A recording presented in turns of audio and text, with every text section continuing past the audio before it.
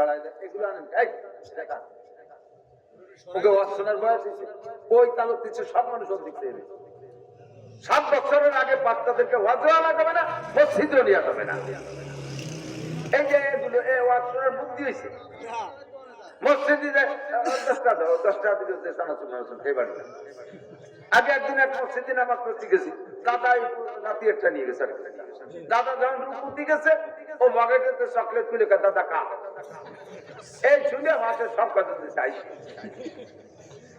এরপরে দাদা তো নামাজের মধ্যে খাতি যায়নি, চকলেট খাতি যায়। যখন চকলেট খাচ্ছে না সে, দাদা সে রাগ করে দাদা লুঙ্গি ধরে ঝুলিয়ে পড়ছে ঘুরাইতে। আমার সামনের কথা। এই জন্য বিশ্ববিজ্ঞানী মোহাম্মদ রাসূলুল্লাহ সাল্লাল্লাহু আলাইহি ওয়াসাল্লাম বলে দিয়েছেন, গুরু সিবিয়ানা কুসি সালাত ভাবনা সাবে সিনে 7-এর পরের থেকে তার এই বিবেচনা বোধ হয়, তারপরে থেকে এরকম উল্টো পাল্টা করে না। এই জন্য 7-এর থেকে স্কুল, 7-এর থেকে কেজি, 7-এর থেকে মক্তব, 7-এর থেকে মসজিদ, 7-এর পরে মসজিদে শুনতে আনবেন। তার আগে এই পকেটের মধ্যে এইগুলো আইয়ে খালি পরিবেশের অন্যরে ডিস্টার্ব করে। কতক্ষণ? তাহলে আমি এবার হেডলাইন আমার বক্তব্য চলেছে, অত্যন্ত আমাদের সকলেরই প্রিয় ইয়ং মানুষ, যুবক মানুষ, এটা আরিফ বিল্লাহ কুষ্টিয়া, সুললিত কণ্ঠের অধিকারী, সব বলবে ইনশাল্লাহ। আমি শুধু এই বলছি না যে শিরোনাম হেডলাইন ধরাই দেবে, তার মধ্যে যে স্বভাব খারাপ, আন্ডারলাইন এখানে ধুয়ে দিয়ে সময় নষ্ট হয়ে যায়। তো কি বলবো? ইবাদত করবো। ইবাদতের প্রতিদান কি? ইবাদতের প্রতিদান আল্লাহ পাক বলেন, ফালিয়াবুদু রাব্ব হাযাল বাইত আল্লাযী আতামাহুম মিন জু ওয়া আমানাহুম মিন খাউফ। দুনিয়ায় ইবাদতের প্রতিদান দুনিয়াটাকে বুঝে নাও। তুমি এই ঘরের রবের ইবাদত করো, মসজিদ কো এই ঘরের রবের ইবাদত করো, কাবার রবের ইবাদত করো, মসজিদের রবের ইবাদত করো। কেন করবো? আল্লাযী আতামাহুম মিন জু ওয়া আমানাহুম মিন খাউফ। তিনি তোমার সমস্ত ক্ষুধা দূর করে, তোমার অভাব দূর করে। ওয়া আমানাহুম মিন খাউফ। এই ইবাদতের প্রতিদানে তোমাকে নিরাপদ বসবাসের ব্যবস্থা করে দিবে। র‍্যাব কুরবার কুবরা আর্মি পুলিশ বিডিআর কেউ তোমার নিরাপত্তা দিতে পারবে না। হাসিনা খালেদা পারে নাই, আর এই যে ডক্টর ইউনূসও পারতেছে না। ওয়াকাতরের মানুষ যেখানে সেখানে মরিয়ে সাফ হয়ে যাচ্ছে। কতক্ষণ? কোন সব চতুর্দিক দিয়ে খুন খারাপি চলতেছে।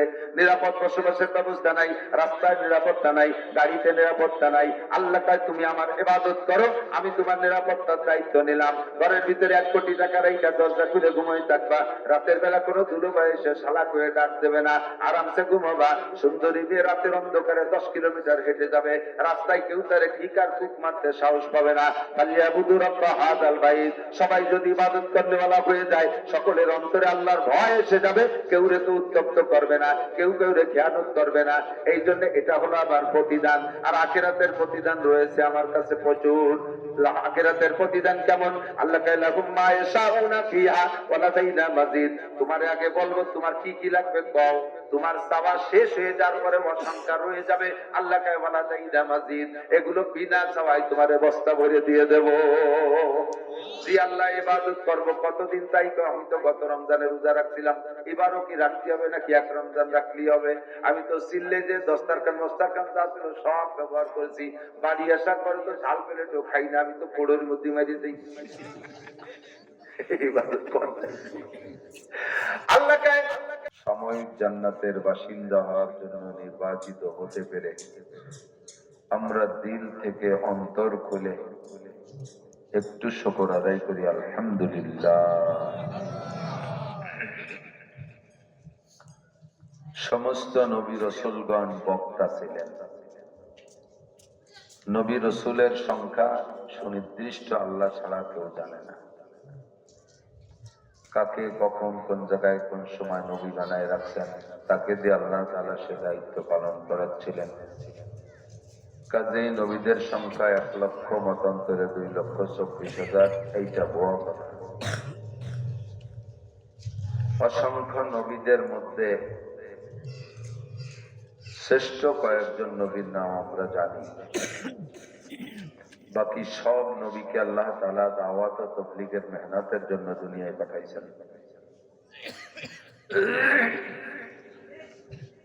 নবীরা school, college, university, KG, kindergarten, primary, high school, college, বিশ্ববিদ্যালয়ের শিক্ষক ছিলেন না। নবীরা লেখকও ছিলেন না। লেখক হলে কোনো না কোনো নবীর দু এক কলম লেখা লিখনি আমাদের কাছে এ পর্যন্ত যে কোনো ভাবে চলে আসতো। কোন নবীদের লেখা একটা বই, একটা কিতাব, একটা পুস্তক খুঁজে পাওয়া যাবে না পৃথিবীর কোন লাইব্রেরিতে। তেমনি আমাদের নবী সাল্লাল্লাহু আলাইহি ওয়াসাল্লামেরও হাতের লেখা কোনো বই পুস্তক কিতাবাদি আমরা পাই না। হুজুর আলাইহিস সালাতু ওয়াস সালাম বয়ান করতেন, আমরাও বয়ান করি, পার্থক্য শুধু এতটুকু, হুজুরের সময় এমন সুন্দর মনোরম প্যান্ডেল হতো না।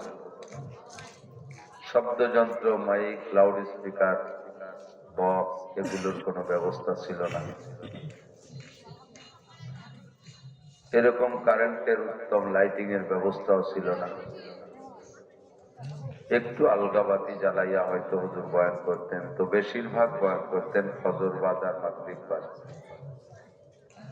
রাতের গভীর পর্যন্ত হুজুর ওয়াজ নসিহত করেছেন, কোনো ইতিহাসে খুঁজে পাওয়া যায় না।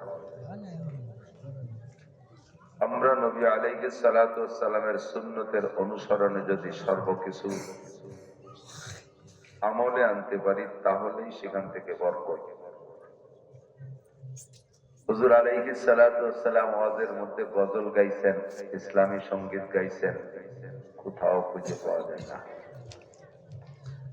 সুন্নতি বয়ানের সম্পূর্ণ তরিকাটা আমরা নষ্ট করে ফেলানোর কারণে এই যুগে অত্যন্ত সুন্দর সুন্দর করে মাহফিল করা হয়, কিন্তু মাহফিলের থেকে ভালো কিছু ফল আসতেছে না। সাহাবাই কেরাম নবী আলাইহিস সালাতু ওয়াস সালাম তরিকা অনুযায়ী বয়ান করতেন, সময়ের দিকে লক্ষ্য রাখতেন, যার কারণে তাদের এই কাটা কাটা ভাঙ্গা ভাঙ্গা কথা, সুরবিহীন কথা এতটা কার্যকারী ছিল যে সারা পৃথিবীর ভিতরে মাত্র 22-23 বছরের মধ্যেই বিশ্ব জুড়ে নবী আলাইহিস সালাতু ওয়াস সালামের শহরত ইসলামের দবদবা ছড়িয়ে পড়েছিল।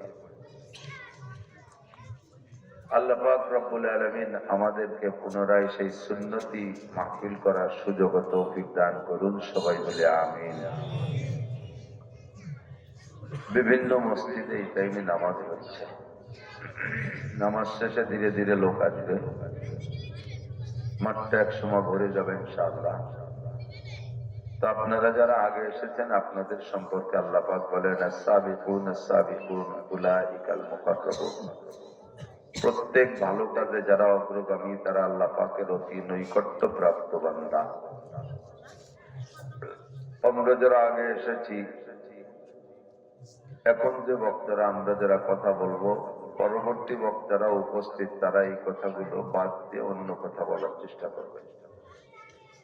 তো প্রথম যে কথাগুলো হচ্ছে এই কথাগুলো পরে যারা আসবে তারা শুনবে না।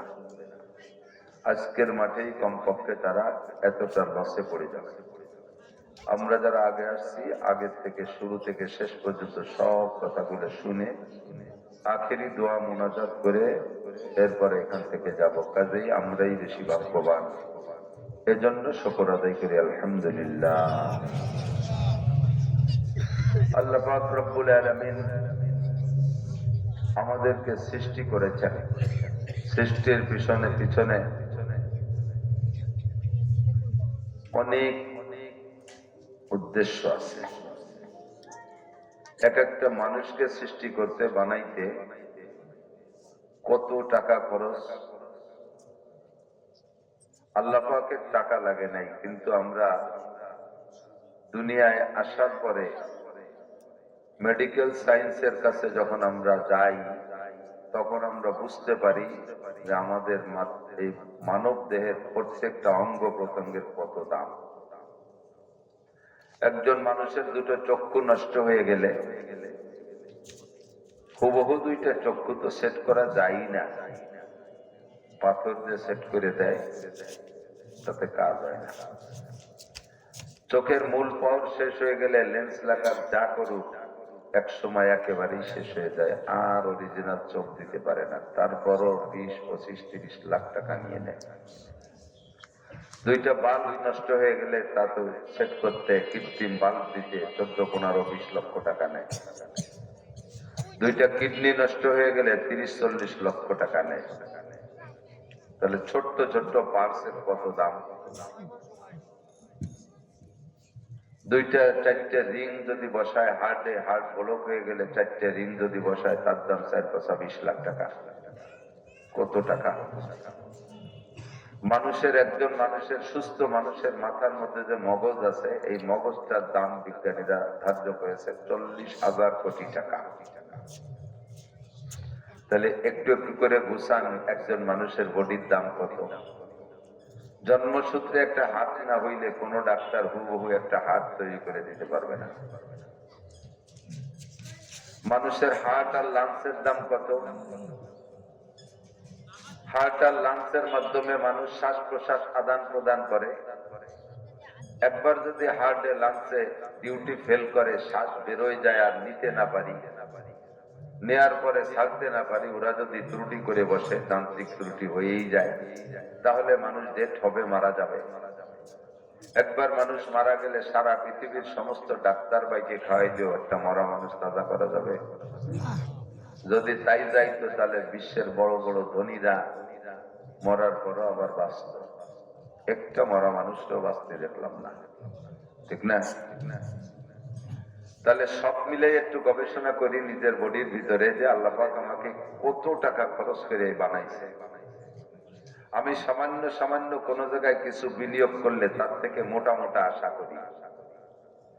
একটা ছাগল 5,000 টাকা দিয়ে কিনে 1 বছর লালন পালনের পরে 20,000 টাকার আশা করি।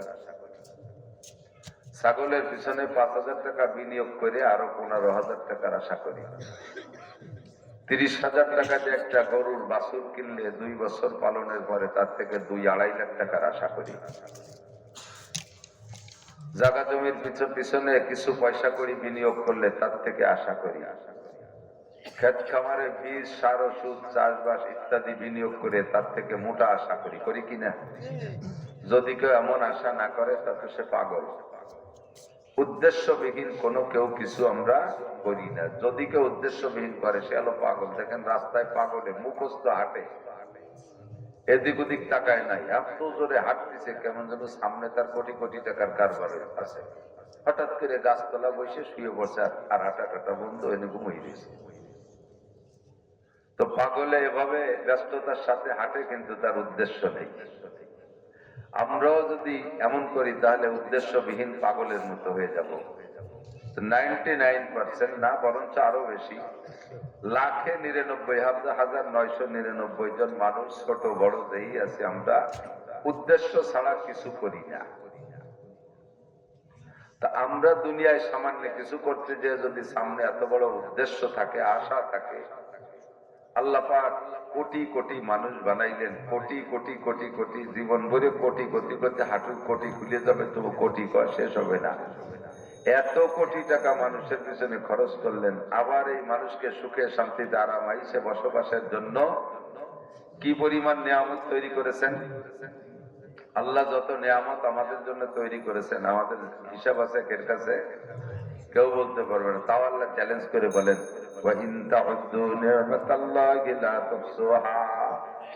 সারা দুনিয়ার সব মানুষ তোমরা যদি ঐক্যবদ্ধ ভাবে আমার নিয়ামত রাজি গণনা করার চেষ্টা করো, তোমাদের হায়াত শেষ হয়ে যাবে, তবুও তোমরা আমার নিয়ামত গুণে শেষ করতে পারবা না। সবই আমার আপনার খেদমত করতেছে, কিন্তু আমি জানি না, সবটা জানি না, কোনোটা জানি কোনোটা জানি না। আমরা মোটা মোটা যেগুলো চোখের সামনে পড়ে সেগুলো দেখতেছি, এগুলো আমাদের খেদমত করতেছে। আমাদের চোখের আড়ালে, মনের অজান্তে অসংখ্য সৃষ্টি আমাদের সেবা খেদমত করতেছে। আল্লাহ বানাই রাখছে। পাকিস্তানের মুফতি তকি উসমানী হাফিজাহুল্লাহ মাঝে মাঝে বাংলাদেশে আসেন। পাকিস্তানের এক সময়কার চিফ জাস্টিস ছিলেন। সারা পৃথিবীর মুফতিদের সর্বসেরা মুফতি বর্তমান সময়ে মুফতি শফি সাহেব রহমাতুল্লাহ আলাইহির সুযোগ্য সাহেব দাদা হুজুর বলেন, আমি আয়াতটা নিয়ে খুব ভাবি যে আল্লাহ বললেন তোমরা সারা পৃথিবীর সমস্ত মানুষ ঐক্যবদ্ধ ভাবে আমার সৃষ্টিকে গুনতে গেলে তোমরা ফেল করবা, গুনে সারতে পারবা না। কেমন কথা! 800 কোটি মানুষ আমরা বর্তমানে পৃথিবীতে আছি, 7টা মহাদেশে বিভক্ত। 7টা মহাদেশের একটা সংগঠন আছে, তার নাম জাতিসংঘ। জাতিসংঘের মহাসচিব অ্যান্টনি গুতেরেস, উনি যদি 7 মহাদেশের মহাদেশ প্রধান যারা আছে, মহাদেশের তো আবার এক একজন নেতা থাকে, 7 মহাদেশের 7 প্রধানকে যদি অর্ডার দেয় তোমার মহাদেশে যা যা আছে গুনিয়ে দেবা 1 বছর। 1 বছর। এবার মহাদেশের মধ্যে যতগুলো দেশ আছে, মহাদেশ প্রধান যদি দেশ প্রধান প্রেসিডেন্ট প্রধানমন্ত্রীর দায়িত্ব দেয়, মিয়া তোমার দেশে যতগুলো, তোমার একটা দেশের যতগুলো সৃষ্টি আছে, যত যা কিছু আছে গুনিয়ে দেবা। এবার দেশের একটা দেশের যতগুলো প্রদেশ বা বিভাগ আছে, বিভাগীয় প্রধান প্রাদেশিক প্রধানদের দায়িত্ব দিল, তোমার প্রদেশে তোমার বিভাগে যা আছে গুনিয়ে দেবে 1 বছর। এবার উনি ভাগ করে দিলেন নিজের বিভাগের মধ্যে যে কটা জেলা আছে, জেলা প্রধান ডিসি সাহেবরে বললো, মিয়া তুমি চাকরি ঠিক রাখতে তাহলে তোমার ডিস্ট্রিক্টের মধ্যে যা আছে গুনিয়ে দেবা। ডিসি সাহেব আবার 5, 7, 8টা থানা আছে, টিওনো আর ওসিরে দায়িত্ব দিল, গুনিয়ে না দিতে বলে পোস্টিং করে খাগড়াছড়ি পাঠাই দেবো। এবার এই থানা টিওনওয়ালারা গুনবে কি, উনটা তো 2-4 জন, উনটা দায়িত্ব দিয়েছে ইউনিয়নের চেয়ারম্যানকে, সামনে বিজিএফ কার্ড বন্ধ করে দেবো যদি থানা ইউনিয়নে যা যা আছে গুনিয়ে না দিতে পারো। চেয়ারম্যান সাহেব এবার 9 জন পুরুষ মেম্বার আর 3 জন সেমলি মেম্বার, এই 9-12 জনদের দায়িত্ব দিয়েছে, যার যার ওয়ার্ডে যা যা আছে গুনিয়ে দেবা। মেম্বাররা প্রত্যেক বাড়ি বাড়ি শহীদার পাঠাই অর্ডার দিয়েছে, যার যার বাড়ি আর এরিয়ার মধ্যে যা যা আছে গুনিয়ে দেবা। এবার বাড়ির গার্জিয়ান আব্বা কইলে যে তুই গোয়েল ঘর গুনবি, আমি রান্নাঘর গুনবো, তুই বড় ঘর গুনবি, এই পাশে আগান বাগান যা আছে গুনিয়ে ফেলা বাবা, নইলে কিন্তু ভোটার লিস্টিতে নাম কেটে দেবে। এইভাবে সংসার থেকে ব্যক্তি জীবন থেকে নিয়ে গুণা শুরু করলে 1 বছরের মধ্যে সারা পৃথিবী গুনিয়ে সারতে পারবো না। আল্লাহ কি কয়টাই কি, আল্লাহ কয় যে গুনিয়ে সারতে পারবো না। তো উনি এই চ্যালেঞ্জ গ্রহণ করা ভাব উনি নিজে বলতেছেন, ইসলাহি কুতুবাতের মধ্যে লিখছে ওনার বক্তব্য। তো বলতেছেন এই চ্যালেঞ্জ আমি গ্রহণ করব মনে নিয়ত করছি। এর ভিতরে বিজ্ঞানীদের সাথে সমুদ্র তলদেশে সাবমেরিন সফরের 2-3 বার সফরের সুযোগ আসলো। সমুদ্রের তলদেশে যাই আমি ওই জায়গা থেকে চ্যালেঞ্জ ফেরত দিয়ে আসছি। এতো আমি ব্যক্তি থেকে নিয়ে মহাসচিব পর্যন্ত ভাগ করে দিলাম গুনার জন্য। এরা গুনলে গুনবে উপরের গুলো, পানির তলের গুলো গুনিয়ে দেবে কিনা, আর মাটির উপরে যত সৃষ্টি আছে তার চাইতে পানির নিচে অনেক অনেক গুণ বেশি রয়ে গেছে। কাজেই আল্লাহ পাক যাহা বলেছে তাহাই সত্য, মানুষের দ্বারা গণনা করা সম্ভব ঠিক কিনা। আমি আপনি জানি আর না জানি, সব সৃষ্টি আমার আপনার খেদমত করতেছে, কে কোন ভাবে করতেছে আল্লাহই ভালো জানে। মাঝে মাঝে বলি, 2 বাপ বেটা জঙ্গলের পথ দিয়ে ভিতরে জঙ্গলের মধ্যে দিয়ে হাঁটতেছে, হাঁটতে হাঁটতে গভীর জঙ্গলে যাই, রাত বেশি হয়ে গেছে, এখন ক্লান্ত হয়ে গেছে আর হাঁটতে পারছে না। 2 বাপ বেটা তাঁবুটা নাইয়া জঙ্গলের ভিতরে বিছনা বানায় শুয়ে পড়ছে। কিছুক্ষণের মধ্যে জঙ্গলের থেকে বিষাক্ত সাপ একটা আইসা বাপরে দংশন করছে। বাপ বিষাক্ত সাপের বিষ সহ্য করতে না পারে একেবারে অচেতন হয়ে গেছে। ছেলে মনে করছে আব্বা মারা গেছে। ছেলে মানুষ, ডাক্তার কবিরাজ কোথায় পাবে, নিজেই বা কিছুই জানে না, চিকিৎসার কোনো ব্যবস্থা নাই। বাপ সবুজ হয়ে গেছে, একটা চাদর দিয়ে ঢাইকে মরা মনে করে মৃত্যুবরণ করছে মনে করে শোয়াই থুইয়া ও এবার কিছুক্ষণ কান্নাকাটি করে নিজে একটু আরাম করার চেষ্টা করতেছে। তো জঙ্গলের ভিতরে থেকে অসংখ্য মশা আইসা ওরে বিরক্ত করতেছে। পরিবার আল্লাহ পাক রব্বুল আলামিনের কুদরতের উপরে অভিযোগ। আল্লাহ আগে একদিন নাসির হুজুর বলে গেল, সারা পৃথিবীতে সবকিছু মানুষের খেদমতের জন্য বানাইছো। তো সাপও আমার বাপরে খেদমত করলো, মশা আমার খেদমত করলো, এ দুটো বানাইছো কে? শুনেছি সাপের বিরুদ্ধে ঔষধ বানায়, ধরে নিলাম সাপটাও খেদমত করলো, মশা কোন কাজে লাগে? সাপে কামড়াইলো বাপরে, আর মশায় বিরক্ত করে আমারে। অভিযোগ করতে করতে করতে করতে আল্লাহ পাক রব্বুল আলামিনের স্বভাব আবার এই মৌখিক অভিযোগের জবাব মৌখিক দেয় না, বাস্তব দিয়ে দেয়। এক পর্যায়ে ঘুমাই গেছে, সকালবেলা ঘুমের থেকে পোলাটা উঠছে, উঠিয়া গায়ের চাদর সরায় যখন বসে পড়ছে, ওর যে বাপকে রাতের বেলা মারা গেছে মনে করে শোয়াই রেখেছিল, সে বাপও গায়ের থেকে চাদরটা উঠাইয়া বসে পড়ছে। বলবেন সুবহানাল্লাহ। বাপও চাদর সরাইয়া বসে পড়ছে, সুস্থ, বেঁচে গেছে। ও এখন বলতেছে, আল্লাহ এই রাতের বেলা আমার মরা বাপ, আমি ঘুম, কে এসে আমার আব্বারে চিকিৎসা করে গেল? আল্লাহ পাক তারে আকলে সালিম দেশে কয়, তোমার বাপের কবিরাজ পাশতে, ডাক্তাররা পাশতে আসে দেখো। ওর বাপ যখন ওই অবস্থায় রয়েছে, মশাই তো ওরেও কামড়াইছে, ওর বাপেরও কামড়াইছে। হাজার হাজার মশাই কামড়াইয়া ওর বাপের ভিতরে থেকে রক্ত নিয়ে গেছে, রক্তের সাথে বিষও চলে গেছে, মশাগুলো বিষ খেয়ে খেয়ে মরে পড়ে রয়েছে, ওর আব্বা বিষ মুক্ত হইয়া সুস্থ হয়ে বসে পড়ছে। কাদের কুদরত তুদারি হর জখাহি আগুনি, কাদের কুদরত তুদারি হর জখাহি আগুনি, মুর্দারা তো জানে বখশি জিন্দারা বেজাকুনি। মরারে বাঁচাইতে পারো, বাঁচারে মারতে পারো, কুদরত কার? একটু বলবেন কার? আল্লাহ আকবার। মিস্টার নমরুদের সাথে ইব্রাহিম আলাইহিস সালামের ঝগড়া। নমরুদকে চেনেন তো? দেখা হচ্ছে নি? মিস্টার নমরুদ। কি নমরুদ? নাকি হযরত মাওলানা নমরুদ? পীরে কামেল নমরুদ। আস্তাগফিরুল্লাহ। নমরুদ লানাতুল্লাহি আলাল কাযিবিন, বদমাইশ, খোদাই দাবি করেছে, আনা রাব্বুকুমুল আলা, আমি তোমাদের সবচেয়ে বড় রব। তো ইব্রাহিম আলাইহিস সালামের দাওয়াত দিয়েছে, ইব্রাহিম দেশের সবাই আমারে রব বলে, তুমি কও। ইব্রাহিম আলাইহিস সালাম বললেন, তোমার মধ্যে রবের কি গুণ আছে, কি যোগ্যতা আছে? নমরুদ কয়, তুমি যাকে রব বলো তার কি যোগ্যতা আছে? তা আমার আছে। তো ইব্রাহিম আলাইহিস সালাম বলেন, ইন্না রাব্বি ইউহয়ী ওয়া ইউমীত, আমার রব মরারে বাঁচাইতে পারে, বাঁচাকে মারতে পারে। মরাটাকে বাঁচাইতে পারে, জীবিতটাকে মারতে পারে। পারে পারে আল্লাহ পারে? কতক্ষণ পারে? তো নমরুদ কয় যে ওয়ানা উহয়ী ওয়া উমীত, ও তো আমিও পারি, বাঁচা মারা, মারতেও আমি পারি, বাঁচাইতেও আমি পারি। ইব্রাহিম আলাইহিস সালাম কয়, আল্লাহ এ কোন দামলা, কি কইছি কি বুঝতেছে তা আল্লাহই জানে। মরারে বাঁচাতে পারে দুনিয়ার কোন মানুষ, এটা হতে পারে? বাঁচানো ডারে নাই কবদে মারিয়ে দিলে একটা কথা থাকে, কিন্তু মরা ডারে বাঁচাবে কি? তো ইব্রাহিম আলাইহিস সালাম বলতে, তুমি দেখাও তাহলে, যদি তুমি দেখাইতে পারো তাহলে আমি বিশ্বাস করবো।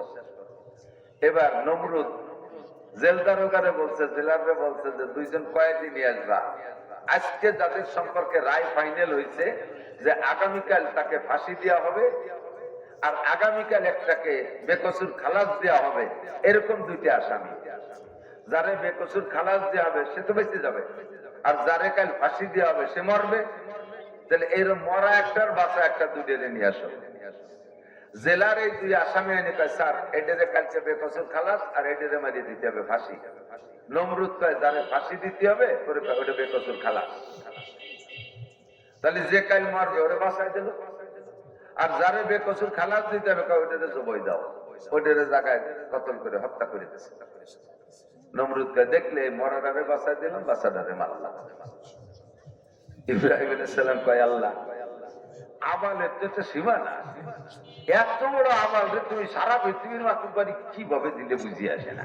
এ মরা বাঁচা বোঝে না, কে না বোঝে মরারে বাঁচাইতে পারে, বাঁচারে মারতে পারে, এর দ্বারা কি উদ্দেশ্য এটা ছোট বড় সবাই বোঝে, আর এই দামলাটা তাও বোঝে না। এখন তার জবাব সেরকম দিতে হবে, যেমন কুকুর সেরকম মুকুট দিতে হবে না। ইব্রাহিম আলাইহিস সালাম এবার বললেন, তা আরেকটা প্রশ্ন আমার আল্লাহ আরেকটা ব্যাপারে তুমি একটু পাঠিয়ে দেখাও। কি? ইন্নাল্লাহা ইয়াতি বিশ-শামসি মিনাল মাশরিক ফাতি বিহা মিনাল মাগরিব, আমার আল্লাহ জীবন করে সূর্যটাকে পূর্ব আকাশ থেকে উঠাইয়া পশ্চিম আকাশে ডুবায়। তুমি যদি পারো, তুমিও যদি খোদা হও, তাহলে তুমি পশ্চিম আকাশ থেকে উঠাইয়া পূর্ব দিক ডুবো। কায়দা মতো হইছে না? এখন ওর যদি বুদ্ধি থাকতো ও কি করতো? আরে বেটা, একদিন তো পূর্ব দিক থেকে আমি উঠেছি, তোর আল্লাহ উঠেছে, তোর আল্লাহ পারলি পশ্চিম দিকে উঠে এলো, এই কবে না? ও তা না কই জব যে এভাবে দেওয়া যায় তাও ওর মাথায় আসে না। ও তো সারা পৃথিবীর রাজা, ভগবিতাল্লাদি কাপা আ করে পড়ছে। এটা তো তার দ্বারা সম্ভব না। যদি সে বলতো যে হ্যাঁ এতদিন পূর্বাকাশ থেকে আমি উঠেছি, পশ্চিমে ডুবাইছি, তোমার আল্লাহ পারলি পশ্চিম দিকে উঠায় আনো, এ যদি নমরুদ বলতো, আর ইব্রাহিম আলাইহিস সালাম আল্লাহর কাছে প্রস্তাব রাখতেন, অবশ্যই আমার আল্লাহ দ্বারা এটা সম্ভব না অসম্ভব? সম্ভব ছিল না অসম্ভব? সম্ভব ছিল, ঠিক না? আল্লাহ বলতে যে বলছি সেটা এসে গেল। তাই যে মরাকে বাঁচাইতে পারে, বাঁচাকে মারতে পারে কে? এভাবেই আল্লাহ তাআলা তার কুদরত দিয়ে অসংখ্য নিয়ামত আমাদেরকে লালন পালন করতেছে। বলতে চাইছি, সূর্যটা জীবন ভরে আলো দেয়, আপনাকে আমাকে কাছে কি সরকারি ভাবে সূর্যের আলো, সূর্যের লাইটের জন্য কোনো বিল নেই? কারেন্টের লাইন 3 মাস বিল না দিলে পারা লাইনটা কাটিয়ে দিয়ে যায়, যায় কি যায় না? কারেন্টের লাইন 3 মাস বিল না দিলে কাটিয়ে দিয়ে যায়। সরকারি শহর অঞ্চলে, বড় শহরে ওয়াসার পানি আপনারা যারা ব্যবহার করেন 3 মাস বিল না দিলে কাটিয়ে দিয়ে যায়। যেসব এলাকায় গ্যাস লাইন আছে, 3 মাস বিল না দিলে লাইন কেটে দিয়ে যায়। আর হাজার হাজার বছরকে বছর ধরে সূর্য আমাদেরকে লাইট দিচ্ছে, চন্দ্র আমাদেরকে লাইট দিচ্ছে, অথচ তার কোনো বিল চাই না, দেইও না। তার নিয়মতান্ত্রিক ভাবে চলতে চলে আছে। প্রত্যেকটা মানুষের বেঁচে থাকার জন্য কি পরিমাণ অক্সিজেন ব্যবহার করতেছেন, এক আজীব কুদরত, গবেষণা করলে বের হয়ে আসে সবকিছু। মানব জীবনে যে জিনিসগুলো যত বেশি জরুরি, আল্লাহ তাআলা ওই জিনিসগুলো তত সস্তা করে দিয়েছে। বোঝেন নাই কথা? মানুষের জীবনে যত যে প্রয়োজনীয় জিনিসগুলো, এই জিনিসগুলো তত সস্তা করে দিয়েছে। স্বর্ণ বেশি প্রয়োজন না লোহা বেশি প্রয়োজন? স্বর্ণ। আপনারা পুরুষকে, আমাদের পুরুষদের তো স্বর্ণ ব্যবহার করা হারাম। অঙ্গ বানানো যায় স্বর্ণ দিয়ে, দাঁত বাঁধানো যায় স্বর্ণ দিয়ে, নাক কেটে গেছে নাকখানি বানানো যায়, কান ছিঁড়ে গেছে কান বানানো যায় স্বর্ণ দিয়ে। কিন্তু স্বর্ণ যে অলংকার হিসেবে এক জাররা পরিমাণও পুরুষে ব্যবহার করা হারাম। অনেকে আছে ভাব দেখাইয়া সোনার চেন গলায় দেয়, আছে না? একবারে দড়ির মতো, কাশির মতো, গোসলের মতো একটা গলায় দেয়। এক গাছ স্বর্ণের চেন গলায় দেওয়া পুরুষের জন্য 3-4 শুয়োরের বাচ্চারা দড়ি দিয়ে বাঁধতে গলায় বান্ধার মতো হবে। শুয়োরের বাচ্চা যে মালা বানায় গলায় দেয় কেউ? শুকুরের বাচ্চা চেনেন না? বড় শুয়োর নেই বানতে পারলে না, কোটি কোটি শুয়োর কোটি খানিক যে মালা বাঁধতে গলায় নেয়া। তো শুকুরের বাচ্চা যে মালা বানাইয়া গলায় নেয়া যেমন হারাম, স্বর্ণের চেন পুরুষের জন্য এরকম হারাম। তাহলে আমাদের পুরুষের জন্য স্বর্ণ একেবারেই বাজে, দরকারই নেই। নারীদের জন্য জায়েজ, নারীদের জন্য জায়েজ, পরিমাণের কোনো সীমা নাই। একেবারে স্বর্ণের জামা, স্বর্ণ দিয়ে পুরো পোশাক বানায় ব্যবহার করতে পারবে, স্বামীকে খুশি করার জন্য জায়েজ আছে। আল্লাহ ওয়ালা ইউদ্দিনা যিনাতাহুন্না ইল্লা লিবুলাতিহিন, নারীদের যত সাজগোজ আছে সব কার জন্য? স্বামীর জন্য। তুমি সারা গা অলংকৃত হবা স্বামীকে খুশি করার জন্য, বাইরে দিতে পারবে না। করে বাহরহাল ব্যবহার করা যায়। তবে যদি কোনো মহিলা সারা জীবনে এক জাররা পরিমাণ, চুলচেরা পরিমাণ স্বর্ণ অলংকার ব্যবহার না করে, তাতে কি মহিলার কোনো সগীরে কবিরে গুনাহ হবে? কি মনে হয় হবে?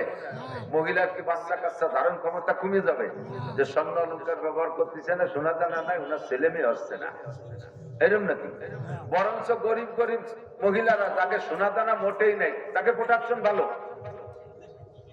বছরে একটা, 2 বছরে একটা, 3 বছরের মাথায় জোড়া জোড়া আগুন যাচ্ছে খালি। আর যাকে স্বর্ণ দানায় যে গোলাঘর ভরা, তাকে সারা জীবন ভরে একটা অথবা 1.5টা অথবা 2টা, অথচ কোটি কোটি টাকার মালিক। স্বর্ণের জামা বানাইতে পারে, এত টাকার মালিক, তবু ছেলে মেয়ে একটা 1.5টা তো বুঝেন না। 1.5টা মানে জন্মের সময় একটা ঠ্যাং একটা হইনি, হাত একটা হইনি, চোখ একটা হইনি, এক পাশ তৈরি হইনি, অর্ধেক, আরেকটা বুড়ো বুড়ি হয়েছে। তাহলে মহিলারা স্বর্ণ ব্যবহার না করলে তাতে তাদের সগীরা কবিরা কোনো গুনাহ হবে না, শারীরিক কোনো দুর্বলতা আসবে না, তাদের কোনো অসুবিধা হবে না, কোনো রোগ ব্যাধি হবে না, ছেলে মেয়ে জন্ম দিতেও কোনো অসুবিধা নাই। তাহলে এক কথায় বোঝা যায় যে স্বর্ণ না হলে মোটেই চলে। অথচ লোহা না হইলে কিছুই চলে না। দাও, কাশি, খুন্তা, কুড়াল, দালান, কোটা, যে জায়গা পাবো সেই জায়গা লোহা, ঠিক না? তো লোহার দাম বেশি না স্বর্ণের দাম বেশি? স্বর্ণের দাম বেশি, লোহার দাম কম। স্বর্ণ 2,26,000 টাকা বলি বর্তমানে, আর লোহার কেজি 90 টাকা। যদি এই লোহা যদি প্রয়োজন হিসেবে দাম হতো স্বর্ণের মতো, আর তা যদি ভরি হতো 2,26,000 টাকা, তাহলে দাও কাশি বানায় খাওয়া লাগবে না, সবটা দাঁত দিয়ে কামড়ায় খাওয়া লাগবে। আল্লাহ সহজ করে দিয়েছে, কন্যা আলহামদুলিল্লাহ। প্রয়োজন বেশি, দাম কম, প্রয়োজন বেশি। এবার লোহার প্রয়োজন বেশি না মাটির প্রয়োজন বেশি? মাটির প্রয়োজন বেশি, তার দাম আরো কম। 1 কাঠা জমি, 1 শতাংশ জমি কিনবেন 10 লাখ টাকা দিয়ে, ওই বরাবর জাহান্নাম পর্যন্ত ঘুষে চলে যাবেন, তবু আপনার নাকি ভতে কেউ ঢেয়া যায়।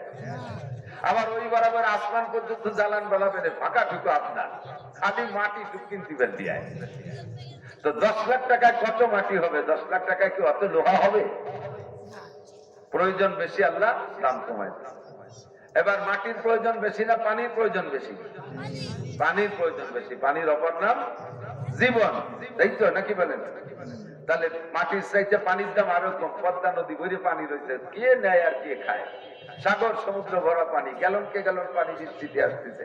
এমনি আপনারা বানাইয়া মিনারেল ওয়াটার কিনে খান, সেটা আপনাদের ব্যাপার। বাকি আল্লাহ তাআলা আনজালনা মিনাস সামায়ে মাআন তাহুরা, আসমান থেকে আল্লাহ পবিত্র আর্সেনিক, আয়রন, লবণ মুক্ত ফ্রেশ পানি, বৃষ্টির পানির চাইতে ভালো পানি পৃথিবীতে এক দমদম ছাড়া কিছু হতে পারে না, ঠিক না? কি পরিমাণ পানি এবার বৃষ্টিতে নামছে, তা কি মাগিয়ে রাখছি? একটা পয়সা দিয়া লাগছে? পয়সা দেওয়া লাগে না, ফ্রি করে দিচ্ছে আল্লাহ তাআলা। পানির প্রয়োজন বেশি না অক্সিজেনের প্রয়োজন বেশি? পানি ছাড়া রমজান মাসে 17 ঘন্টা রোজা রাখবো, কোনো পানি খাবো না, কিন্তু 17 ঘন্টা রমজান মাসে নিষেধ বন্ধরে কয়জন থাকতে পারবে? 17 মিনিট তাও পারবো না, 1-2 মিনিটই শেষ, ঠিক না? তাহলে পানির চাইতে অক্সিজেনের দাম আরো, পানির দাম যদি জীবন হয় অক্সিজেনের নাম দাম নাম একদিন একজন কয় পানির নাম যদি জীবন হয় তাহলে অক্সিজেনের নাম মরণ। আসলেই মরণ, তা না হলে তো মরে যায়। পানির নাম জীবন, অক্সিজেনের নাম মরণ। 1 মিনিট ব্রেক হয়ে গেলে শেষ, একেবারে বিনি পয়সায়, বিনি পয়সায় ওয়াকাতরে কোন ভাবে আসতেছে। পানি তো একটু আজকে ধরে খাওয়া লাগে, আর অক্সিজেন কে আল্লাহ তাআলা কত ইজি করে দিয়েছে। বলবেন আলহামদুলিল্লাহ, বলেন আলহামদুলিল্লাহ। কৃত্রিম অক্সিজেন আইসিইউতে যে অক্সিজেন কিনে ব্যবহার করেন রোগীদের জন্য, কত দাম আমি জানি না। এক রোগী বললো যে আমার 18 ঘন্টা অপারেশনে থাকা লাগছিল, 36,000 টাকা বিল হয়েছে, খালি অক্সিজেন বিল 2,000 টাকা করে পার ঘন্টা নেছে। তাহলে ডেলি যদি 24 ঘন্টায় 2,000 টাকা করে অক্সিজেন বিল আমাদেরকে আল্লাহরে দেয়া লাগতো, ঘন্টায় 2,000 টাকা করে, তাহলে 24 ঘন্টায় 48,000 টাকা অক্সিজেন বিল দিয়ে বেঁচে টাকা লাগতো। কয় মিয়া বাঁচতে পারতেন? কোটি কোটি টাকার মালিকরা ছেলে মেয়ে নিয়ে হয়তো মাস 3 বাঁচত, আর আমাদের তো গরিব মানুষ হওয়ার আগে মার পেটে ভয়তে মরি যেতাম। বাপ পেছে কিসেন চালায় ভ্যান রিক্সা, ও 2 বছরটায় তো বিলও দিতে পারবে না, খালি খালি হয়ে লাভ নাই। আল্লাহ কবে চিন্তা করলেন তুমি যাও দুনিয়ায়, আমি ফ্রি করে দিছি। সুবহানাল্লাহ। कीमत हर चीज रादानी के चीज, कीमत खुद रादानी आमा की। দুনিয়ার সব কিছুর দাম বুঝলেন, নিজের বডিটা কত দাম এটা বুঝলেন না।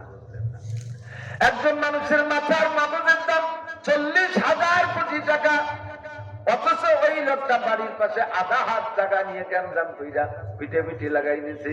ওই আধা হাত জায়গার জন্য মাথার উপরে মারছে কুড়াল যে বাড়ি, মাথাটা বেলের মতো চুরো চুরো হয়ে গেছে, জায়গাও গেছে, 40,000 কোটি টাকা মাথার মধ্যে ছিল, সব শেষ। আধা হাত জায়গা নিয়ে গ্যাঞ্জাম না করলে কি হয়েছে? আমার মাথার মধ্যে 40,000 কোটি টাকা, কতক্ষণ জীবনটা শেষ, হায়াত শেষ। আল্লাহু আকবার। তুমি তোমার দাম বুঝো না। আল্লাহ পাক বলেন বান্দা তুমি সামান্য কিছু বিনিয়োগ করে মোটা মোটা আশা করে বসে থাকো, আমি তোমার জন্য চন্দ্র বানাইলাম, সূর্য বানাইলাম, আসমান বানাইলাম, জমিন বানাইলাম, পাহাড় বানাইলাম, পর্বত বানাইলাম, পানি ফিরি করে দিলাম, অক্সিজেন বিল দিলাম না।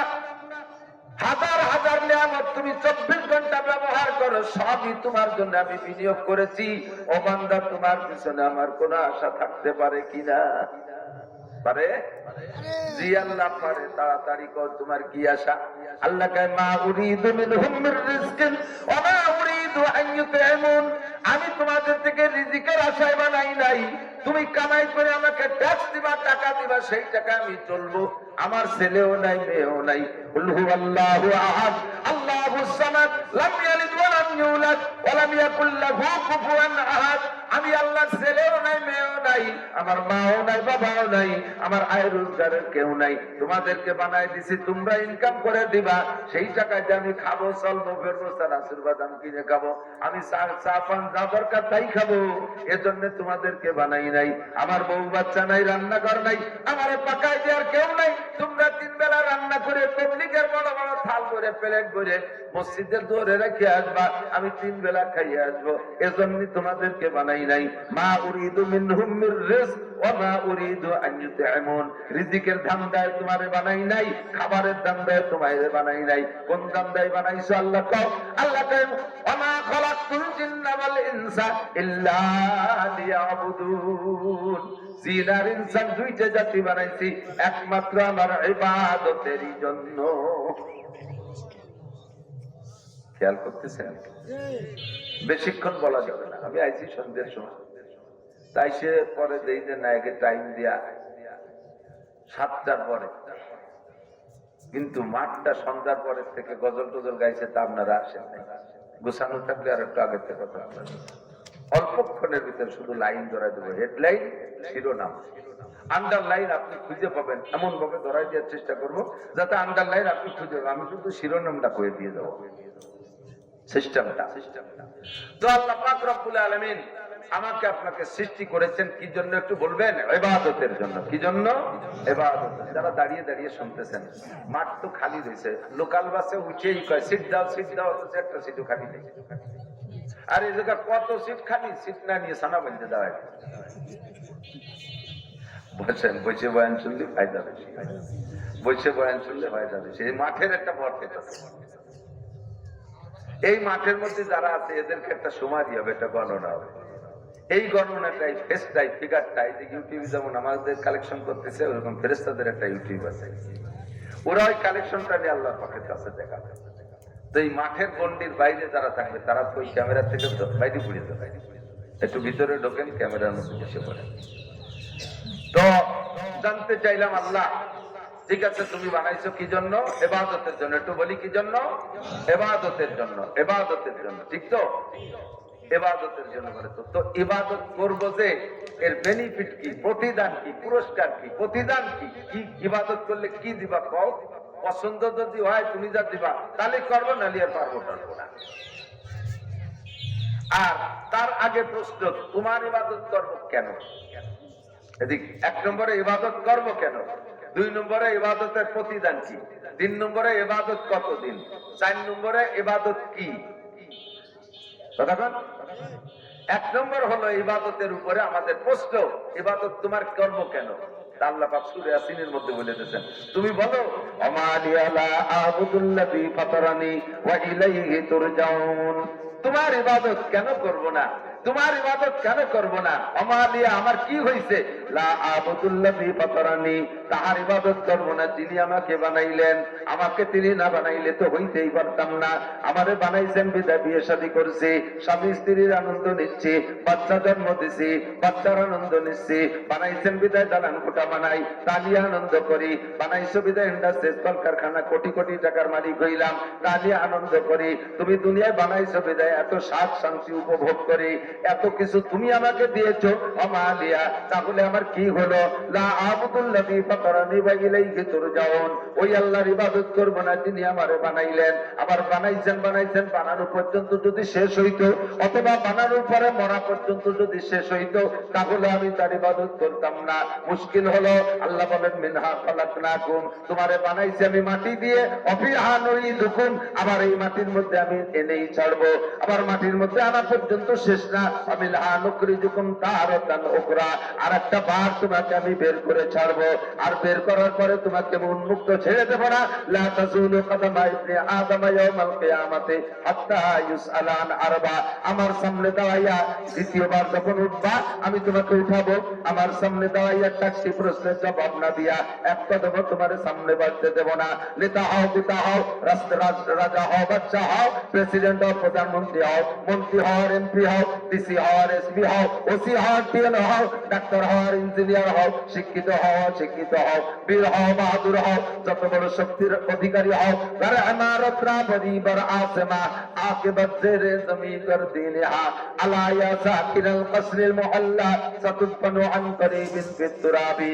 100 তলা দালান বানায় যদি তার উপরে বসবাস করো, আমি টান দিয়ে সময় মতো মাটির মধ্যে নিয়ে আসবো। ওই জায়গা তুমি থাকতে পারবা না। যত বড় বিল্ডিং এর উপরে থাকো, টান দিয়ে আমি নিয়ে আসবো। যত বড় পাহাড়ের মাথায় লুকাও পালাও, আমি ওখান থেকে টান দিয়ে তোমাকে মাটির মধ্যে নিয়ে আসবো।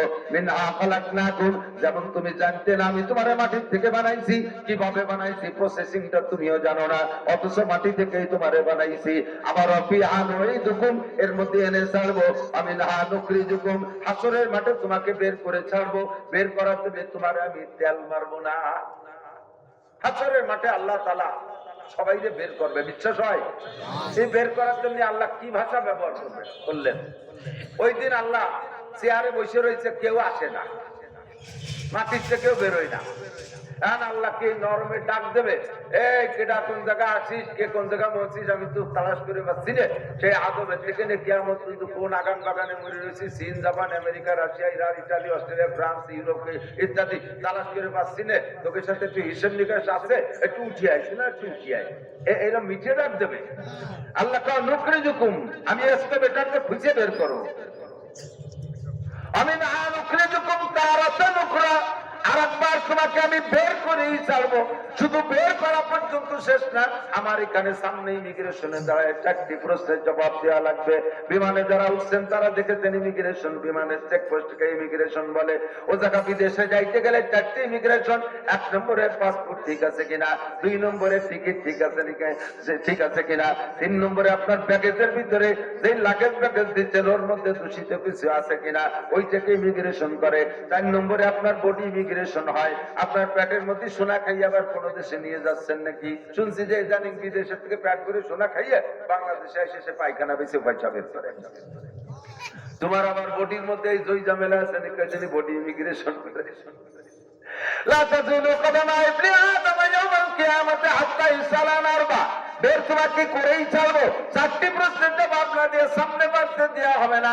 1 নম্বরে আন উমরিহি ফিমা আফনা। ভাষা ভাষা কানে শুনেন না বাবারা, আমার যুবক সোনারা, ভাষা ভাষা কানে শুনো না, একটু অন্তরের কান দিয়ে শোনো। 1 নম্বর জিজ্ঞাসা হবে আন উমরিহি ফিমা আফনা, গোটা জিন্দেগি কিভাবে কাটাইছো কইয়া যাও। কে পারবেন? সিদ্দিকা আয়েশা বলেন, ইয়া রাসূলুল্লাহ নুহাসাবু, আমাদের কি হিসাব দিতে হবে? নবী পাক বলেন, আয়েশা এনিম্যান এভরিবডি, একজন মানুষের হিসাব ছাড়া পার হইতে পারবে না। আয়েশা বললেন, ওগো নবী, আমরাও কি হিসাবের সম্মুখে বিপদে পড়িয়া যাইব? হুজুর বলেন, আয়েশা রে, মান হুসিবা নুকিসা, যেই হিসাবের কাঠগড়ায় দাঁড়াইবে সেই বিপদে পড়িয়া যাইবে, যেই দাঁড়াবে আল্লাহর কম্পিউটারের সামনে সেই ধরা পড়ে যাইবে।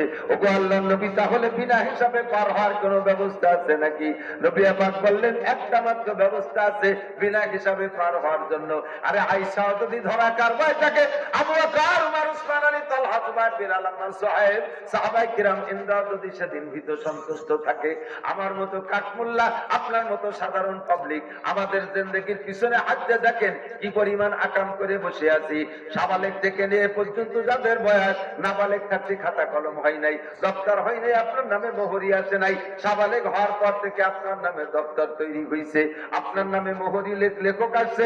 সাবালেক হওয়া থেকে নিয়ে পর্যন্ত যাদের বয়স, আমি চ্যালেঞ্জ করে বলতে পারি প্রত্যেকটা মানুষের জীবনে এমন এমন দুর্ঘটনা ঘটানো আছে যেগুলো দুনিয়ার সবচাইতে নিকটতম বন্ধুর কাছেও বলা যায় না। সেগুলো যদি প্রকাশ পাইতো, সমাজের সম্মান নিয়ে মুখ বের করে হাঁটা যাইতো না। আল্লাহ পাক রব্বুল আলামিনের নাম সত্তার। সত্তার মানে গোপনকারী, মেহেরবান আল্লাহ সত্তার নামের বদৌলতে আমাদেরকে সেই দোষগুলো লুকায় রেখেছে, তাই সমাজে মুখ দেখাইয়া ঘুরি। আর উমরিহি ফিমা আফনা, গোটা জিন্দেগি কিভাবে কাটাইছো বলে যাও। আজকে রবিবার, গত রবিবার সকালে কে কি খাইছেন? সত্য কথা যদি বলেন তাহলে দ্রুত জবাব দিতে পারবেন না। গত রবিবার সকালে কি খাইছেন কার কি মনে আছে? গত রবিবার দুপুর বেলা কি কি তরকারি খাইছেন কয়জনের মনে আছে? আর আমার তো আজকে সকালে তাই মনে নাই, ঠিক না? 70-80 বছর কোথায় কি করছেন? পাই টু পাই হিসাব দেওয়া লাগবে। আয়েশা কয়, ওগো নবী, বিনা হিসাবে পার হওয়ার কোন ব্যবস্থা আছে? নবী পাক বলেন, একটা মাত্র উপায় আছে বিনা হিসাবে পার হওয়ার। বলবো? নেবেন তো? বিনা হিসাবে পার হওয়ার একমাত্র উপায়, বিকল্প কিছু নাই। হুজুর বলেন, আসসালাওয়াত মান হাফাজা আলাস সালাওয়াত। আমার দিক, যুবক আমার দিক তাকাও। মানে হাফাজা আলাস সালাওয়াত, যে ব্যক্তি 5 ওয়াক্ত নামাজ নিয়মতান্ত্রিক পড়ে, নবী পাক বলেন, মান হাফাজা আলাস সালাওয়াত আকরামাহুল্লাহু বিখামসি খিসাল। যে ব্যক্তি 5 ওয়াক্ত নামাজ নিয়মতান্ত্রিক পড়ে, আল্লাহ তাআলা তাকে 5টি পুরস্কার দান করে। 1 নম্বর পুরস্কার, ইরফানহু যিকুল আইশ, নামাজি ব্যক্তিকে আল্লাহ দুনিয়ায় রিজিকের অভাব দেয় না। 2 নম্বরে আযাবুল কবর। একটু খেয়াল, কবর আযাব সত্য না মিথ্যা? একটু বলবেন, সত্য না মিথ্যা? আপনি সত্য না করলেও কিছু আসে যায় না। বিশ্বনবী বলেছেন, আযাবুল কবর হক্কুন। নবী পাক বলেছেন, কবর আযাব হক। এই কবর আযাব থেকে বাঁচার জন্য আপনার আমলনামায় 50টা হজ আছে, 200 উমরা আছে, ওগুলোই কাজে আসবে না। হজ আর উমরার প্রতিদান আলাদা পাবেন। আপনার আমলনামায় 1000 খতমে কোরআনের আছে, তার প্রতিদানে আপনি অন্য জায়গায় পুরস্কৃত হবেন।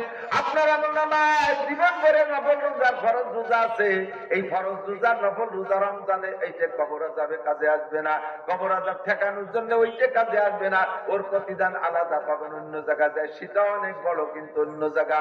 আপনার জিন্দেগিতে কোটি কোটি টাকা যাকাত দেওয়া আছে, যাকাতের টাকায় কবর আযাব ঠেকাবে না। কবর আযাব ঠেকানোর জন্য একমাত্র কেবলমাত্র আল্লাহ, একমাত্র কেবলমাত্র ইবাদত, যে ইবাদতের দ্বারা কবর আযাব থেকে বাঁচা যায়, বিশ্বনবী বলেছেন তা হলো খামসু সালাওয়াত, দৈনন্দিন 5 ওয়াক্ত নামাজ। কবর আযাব থেকে বাঁচা আর কোন আমলে কাজে আসবে না নামাজ ছাড়া। অন্য আমলের প্রতিদান অন্য জায়গা, কবর আযাব থেকে বাঁচার আমল নামাজ। কবর আযাব আছে, বিশ্বাস হয়, বাঁচা দরকার আছে নাকি যাওয়ার তো কিছু হয়ে যাবে, কতজন নামাজ না পড়ি মসজিদে তাকে যায়, আমারও তাই হবে না এরকম নাকি? অনেকে এরকম দাম দাঁড়িয়ে বসে রয়েছে, আরে কতজন, আমি তো যাওয়াকে একটু বলি, অনেকে তো মোটেই বলে না, দিয়ে বেশিরভাগই তো বলে না, তো সবাই যায় আমারও তাই হবে। তাই যদি আপনি কন তাহলে এই যে আপনি যদি কোনো কেসের আসামি হয়ে যান, তা পুলিশই ধরতে আসলে আপনি বলাই বেড়ান কেন? কত মানুষ জেলখানায় রয়েছে, আপনি এটা ভাবতে পারেন যে কতজন জেলখানা হয়েছে, তাকে যায় আমারও তাই হবে না, তাই ধরা দিয়ে এই ভালো তা তো দেন না। সে সময় ফলাই ফলাই ইন্ডিয়া চলে যান হিজরত করিয়া, মহাজরে ইন্ডিয়া, মহাজরে দুবাই, মহাজরে লন্ডন, কে ফলাইছেন কে? সবাই যায় আপনারও তাই হবে। দুনিয়ার জেলখানায় কিছুই মারি ফেলে না, বিভিন্ন ভাবে সাজা শাস্তি যায়, তবে বাঁচায় রাখে। আর জাহান্নামের শাস্তি তার সামনে তো কোনো তুলনাই হয় না। সেই শাস্তির থেকে বাঁচতে জন্য, কবর আযাব থেকে বাঁচতে হলে একমাত্র 2 নম্বর পুরস্কার হলো নামাজের বিনিময়। ইউতিকিল্লাহু কিতাবাহু বিয়ামিনিহি, হাসরের মাঠে আল্লাহ পাক আসমান থেকে আমলনামা ছাড়বেন। ফামান উতিয়া কিতাবাহু বিয়ামিনিহি ফাসাওফা ইউহাসাবু হিসাবান ইয়াসীরা, যাকে আল্লাহ তাআলা ডান হাতে আমলনামা দেবে তার হিসাব হবে আসান, তার মানে কত কত আসান একটু পরে বলবো। মান উতিয়া কিতাবাহু বিশিমালিহি, আর যাকে বাম হাতে আমলনামা দেবে ফায়াকুলু ইয়া লাইতানি লাম উতা কিতাবিয়া, সে বলবে ওরে কপাল, এ যদি নাও দিত তবু তো কপাল ছিল, এই বাম হাতে দিয়ে এটা ঝামেলা ফেলাইছে, কারণ বাম হাতে দিয়া মানে তো আপনি নেবেন না বাম হাতে দিয়া, এরকম আমি বাম হাতে নেবো না, আল্লাহ আমি বাম হাতে নেবো না, তুমি বাম হাতে নিবা না, তোমারে সাইড দিয়ে দেবে, দুলাই দিয়ে রিমান্ডে নিয়ে বাম হাতে ধুয়ে দেবে। বাম হাতে যার আমলনামা কপাল তার পড়বে, আর হাসরের মাঠে ডান হাতে আমলনামা পার অন্য কোন আমল নাই। 1000 খতমে কোরআনে আমলনামা ডান হাতে এনে দিতে পারবে না, কোটি কোটি টাকার যাকাতে ডান হাতে আমলনামা এনে দিতে পারবে না, 50টা 20টা হজ উমরায় ডান হাতে আমলনামা এনে দিতে পারবে না। ওর প্রতিদান আলাদা পাবেন। ডান হাতে আমলনামা পাওয়ার জন্য একমাত্র ইবাদতের নাম হলো নামাজ। কথা বল, নামাজ নামাজ নামাজ, সপ্তাহে একদিন, বছরে 2 দিন, অথবা মাঝে মাঝে ঘুমা চাইলে জন্য মনে চাইলে পড়লাম। একেবারে নিয়মতান্ত্রিক, খামসু সালাওয়াত, ইফতার জাকাতুল্লাহ, 5 ওয়াক্ত নিয়মতান্ত্রিক ভাবে একটু পরে করি। তাহলে কবর আযাব থেকে কি বলা হয়? ডান হাতে আমলনামা পার, আমলের নাম কি? আপনারা সবাই করেন নাই, আমি একটু কয় কেন জানেন, একটু কন আগে কই, নালে আগে কই দিলি করে বাসা চালাক হয়ে যাবে না। ডান হাতে আমলনামা পার, আমলের নাম কি বলছেন তো? প্রত্যেককে মুখ দিয়ে বলছেন, যার যার আমলনামায় লেখা হয়ে গেছে। কিয়ামতের মাঠে যাইয়া আপনারা যখন অ্যারেস্ট করবে ফেরেশতারা, এই তুমি শোনো নাই যে ডান হাতে পা আমলনামা পার, আমলের নাম নামাজ? কয় না না, এই হুজুরটা কইনি। এই যে নাসির হুজুরের ওয়াজ শুনতাম, উনিও যদি একটু বলতো যে নামাজের দ্বারা এই হবে, তাহলে কি আমরা নামাজটা হয়ে ছাড়ি? আমরা কত ভালো তোমরা জানো না? সেদিন এই মুখ মস্তেন, তখন তো আমরা বিপদে পড়ি, আল্লাহ আমার দরবারে মৌলবী খাইয়ে দিয়ে পয়সা নিয়ে চলে এসেছে, নামাজ শেষ নেই, আমার তো ভাষা সামলা থাকবো না, বাড়ির চালায়। তো আমার পিঠ বাঁচানোর জন্য মুখ দিয়ে কয়েছে। আর কোরআনে বলে মা ইয়ালফিযু মিন কাওলিন ইল্লা লাদাইহি রাকীবুন আতীদ, যে কথা মুখ দিয়ে বেরোয় ওই যে ফেরেশতারা লিখে ফেলে। মুখ দিয়ে বলছেন না, লেখা হয়ে গেছে। এখন আপনি আর অস্বীকার করে কুল পাবেন না, তুমি নেই, কোনোদিন আমাদের কথা কোনোদিন শুনি নেই, এভাবে জ্ঞান জ্ঞান করতে পারবেন না। আল্লাহ। 3 নম্বর হলো পুরস্কার, ওয়ায়ামুরু আলা সিরাতি কালবার, ডান হাতে আমলনামা পাওয়ার পরে ফেরেশতাদের কাছে জিজ্ঞেস করবেন, ভাই এর টিকিট তো পাইছি বেহেশতের, বেহেশতে কোন দিক? ফেরেশতারা বলবে এই দিক। কতদূর যে দেখেন যে পদ্মা নদী, এ পার হইয়ে উপার যায় বলে বেহেশতে। এই পদ্মা নদী নিচে, এই পদ্মা নদীতে তো পানি আছে, ঠান্ডা পানিতে সাঁতার কেটে চলে যেতে পারবেন। কিন্তু যেই পদ্মা পার হয়ে উপার যে জান্নাত, ওই পদ্মার ভিতরে পানি না, খালি আগুন। ওইটা সম্পূর্ণ জাহান্নাম। জাহান্নামের উপর দিয়ে একটা পুল থাকবে, ওই পুলটা পার করে যে উপার হলো জান্নাত, ওইটার নাম সিরাত, ওইটার নাম পুল সিরাত। ওইটা পার হয়ে পার যেতে হবে। চুলের চাইতে চিকুন, হীরার চাইতে দার। শুনতে শুনতে কান তেল সাপ হয়ে গেছে, এখন আর ওই কথা ভিতরে হিট করে না। চুলের চাইতে চিকুন, হীরার চেয়ে ধার।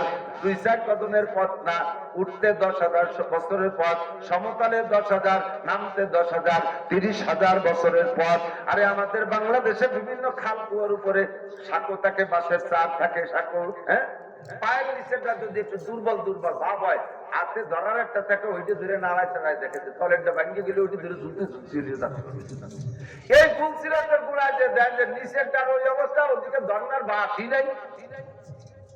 ভয়তে চক্ষু বন্ধ করে বসে পড়ে, ও খুদা এ বাচ্চা হলি বলে বেচতে নাই তোমার ফেরেশতারা করে, সত্যি নাকি আল্লাহ? বলে হ্যাঁ সত্যি না, তুই উপার ছাড়া বেচতে নেই, এর পাশে কোনো বেচতেই নাই। এই তো পার হওয়া কোনো মতো সম্ভব না। চোখ বন্ধ করে ভয়তে আমল নামা করে নিয়ে জিম ধরে বসে রয়েছে। এখন কিছুক্ষণ বসে থাকার পরে কয়েছে পার না হলে বেচতে যদি যাই না যায়, বসিতে তো লাভ নাই, দেখি আমাদের যে কোনো মতে গড়িতে গড়িতে যাওয়া যায় নাকি। চোখ খোলার সাথে সাথে দেখবেন আপনি ফুলসিরাতের ওই পাশে কোন ফাঁকে চলে গেছেন, নিজেও তো জানেন না। এই ফুলসিরাত বিনা বিদ্যুৎ গতিতে এমন বলা সিরাতে কারবার, ফুলসিরাতকে বিদ্যুৎ গতিতে পার হয়ে উপর যাওয়ার জন্য 100 হাত আছে, ওটাই সাহায্য করবে না। কোটি কোটি টাকার যাকাত দেওয়া আছে, ওতে জায়গা কাজে আসবে না। হাজার খতম খতমে কোরআন আছে, ওটা এখানে কাজে লাগবে না, ওর কাজ আলাদা। এই ফুলসিরাতকে বিদ্যুৎ গতিতে পার হওয়ার জন্য আপনাকে একমাত্র ইবাদতের নাম নামাজ। যদি মনে করেন যে না আমরা যাবো না, ঢাকা কোনোদিন যাবো না, এই পাশে থাকবো, ঢাকা জাতিগেরি পদ্মা পার হতেই হবে, তাহলে সেটা না গেলেন না গেলেন। আর ও পাশে তো, এ পাশে থাকলে তো লাভ নেই, এবারে তো কিচ্ছু নেই। এ পাশে আছে ধুলাই, বেসতে যাইতে হলে ওই পদ্মা পার হতেই হবে। পার হওয়ার উপায় একমাত্র নামাজ, একমাত্র ইবাদত কি? বুঝে আসছে তো? فمن شاء فليؤمن ومن شاء فليكفر ومن شاء فليصلي ومن شاء فلم يصلي। যার মনে চায় পড়েন, যার মনে চায় না পড়েন না। ওমা আলাইনা ইল্লাল বালাগ, আমার দায়িত্ব ছিল বলে দিয়ে চলে গেল। এবার সাধ্য হয়ে গেছে না নামাজের পুরস্কার। 5 নম্বর পুরস্কার হলো ওয়ায়াদখুলুল জান্নাতা বিগাইরি হিসাব। নামাজি মানুষই একমাত্র বিনা হিসাবে জান্নাতে চলে যাবে। এই বিনা হিসাবে জান্নাতে যার আমল আয়েশা নবী পাকের কাছ থেকে শিখে নিলেন, শুনে নিলেন, সেটা হলো নামাজ। মান হাফাযা আলাস সালাওয়াত আকরামাহুল্লাহু বিখামসি খিসাল। 5 ওয়াক্ত নামাজ পড়লে 5টা পুরস্কার। পঞ্চম পুরস্কার ইয়াদখুলুল জান্নাতা বিগাইরি হিসাব। দুষ্ট যুবক, আল্লাহ পাক বলেছেন মিনহা খালাকনাকুম ওয়া ফিহা নুঈদুকুম ওয়া মিনহা নুখরিজুকুম তারাতান উখরা। এই দুনিয়ায় আমার জিন্দেগি জীবন পর্যন্ত শেষ যদি হইতো, অথবা মরা পর্যন্ত যদি শেষ হইতো, তাহলে আমরা ওয়াজের ময়দানে এভাবে গলা ফাটাফাটি করতাম না, আমরা চিল্লাপাল্লা করতাম না, বরঞ্চ আর সবাই যা বলে আমরা তার চাইতে বেশি বলতাম। চলো যাই কক্সবাজার যাই, চলো যাই কুয়াকাটা যাই, চলো যাই সরোয়ার্দী উদ্যানে যাই, চলো যাই আসতেছে সামনে 31st নাইট। সুবহানাল্লাহ, সুবহানাল্লাহ। 31st নাইট খ্রিস্টানদের আবিষ্কার, নাসারাদের আবিষ্কার। 31st নাইট যদি করে মুসলমানের বাচ্চা রাত্রে রাত্রে আনন্দ উদযাপন করে আর পয়লা জানুয়ারিকে স্বাগতম জানায়, আল্লাহর নবী পাকের বক্তব্য, কিয়ামতের ময়দানে এই সমস্ত মানুষগুলো ইহুদ নাসারাদের সাথে জাহান্নামী হবে। মুসলমান 31st নাইটকে স্বাগতম জানাইতে পারে না, এই রাত্রে জাস্টে জুলুস করতে পারে না, এই রাত্রে রোডে রোড রাইটিং 2026 লিখতে পারে না। 31st নাইটে আনন্দ করলে সারা বছর আনন্দে কাটবে। একটা দলিল কোরআন হাদিসের কোথাও নাই, এটা খ্রিস্টানদের আবিষ্কার। লম্বা ইতিহাস বলার সময় নাই, এতটুকু জানেন খ্রিস্টানদের আবিষ্কার। পহেলা বৈশাখে পান্তা ইলিশ, কোরআন শরীফে আছে। পান্তা মাছ, ইলিশ মাছের নাম আছে কোরআন শরীফে। মঙ্গল শোভাযাত্রা পহেলা বৈশাখ, কোন কিতাবে লেখে বলে মনে হয়? আপনারা তো জানেন না, আমরা তো পড়ি কোরআন কিতাব, কোন জায়গা পালাম না। অথচ মুসলমান পহেলা বৈশাখ পান্তা ইলিশ, মঙ্গল শোভাযাত্রা। দিনে শুরু করছো, বছরে শুরু করলে পান্তা বাজবে। এটা ভালো কিছু খেয়ে রওনা যাবো। ছোটবেলায় বাড়িতে বেরোনোর সময় মা কইতো যে খালি বই যাস না, দিন দেবে না খাতি না খাতি। প্রথম যে মা তাহলে চারটে ভান্তা ভাত খাতি দেয়, ভান্তা খেয়ে যাস না, দিন দেবে না ভান্তা খাতি। দিনের শুরুতে ভান্তা খেয়ে বেরোলি, যে বাড়ি যায় সেই বাড়ি ভান্তা ভাত, যে বাড়ি যায় সেই বাড়ি ভান্তা ভাত। তাহলে বছরের শুরু করছো ভান্তা দিয়ে, সারা বছর হাসিনে খালেদা ডাক্তার তোমাকে গরম ভাত খাবে কোন জায়গায়? তোমরা নিজেরই তো কুলক করিয়া দিনের শুরুই করছো ভান্তা ভাত দিয়ে। বছরের শুরু করতে হবে ভালো ভালো খাই, আছে হাদিস আছে। মুসলমানের বছর জানুয়ারি ফেব্রুয়ারি না, মুসলমানের বছর বৈশাখ জ্যৈষ্ঠী না, মুসলমানের বছর মুহররম সফর। কথা কোন? মুসলমানের বছর কি? মুহররম সফর। হুজুর বলেন মান ওয়াসাহাদা ইয়াদিহি ফিন নাফকাতি ইয়াউমা আশুরা ওয়াসাল্লাহু আলাইহি সাইরা সানাতিহি ওয়াসাল্লাহু আলাইহি সাইরা সানাতিহি। খুতবাতুল হাকামের মধ্যে দেখেন পরিষ্কার সহিহ হাদিস। হুজুর বলেন যে ব্যক্তি আরবি নববর্ষের প্রথম মাস মুহররম মাস, তবে 1 তারিখ না 10 তারিখ, এই 10 তারিখটা ইম্পর্টেন্ট তারিখ। 10 তারিখের জন্য আল্লাহ পাক রব্বুল আলামিন 117টা ঘটনা তৈরি করে রাখছেন। কিছু পিছনে ঘটে গেছে, কিছু সামনে বাকি আছে। মুহররমের 10 তারিখ বড় দামি তারিখ আল্লাহর কাছে।